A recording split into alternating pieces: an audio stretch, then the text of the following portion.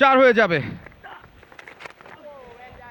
আরো একবার অনেকখানি লো হয়ে গিয়েছিল, তবে শেষ পর্যন্ত ওয়েট করে ভালোভাবে হ্যান্ডেল করেছেন পিয়ান। আরো একবার স্কয়ার লেগের উপর দিয়ে এবার বল সীমানার বাইরে, 6টি রানের জন্য মাধুকরকে দেখে শুনে বড় শট, ফিল্ডার তাকিয়ে দেখছেন, বল সীমানার বাইরে, 6টি রানের জন্য বাউন্ডারির যে লাইন সেটা পেরিয়ে গেছে। আবারও বড় শট, আবারও চালিয়েছেন, আবারও ফলাফল ওই একই, ছক্কা। এই ওভারে দুটো ছক্কা এলো।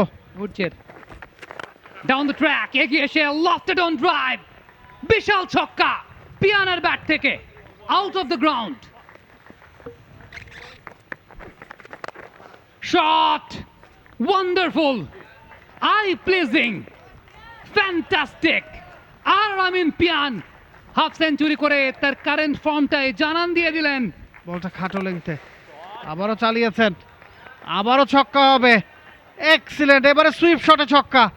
নিজের রেঞ্জটা দেখাচ্ছেন আহরার আমিন পিয়ান, স্পেকটেকুলার।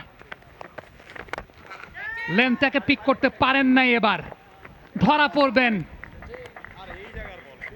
বাজে বলে উইকেটটা দিলেন। অনেক সময় হয় এরকম যে খারাপ বলে স্পিনাররা উইকেট পেয়ে যান, পিয়ান নিজেকেই নিজে দুষবেন।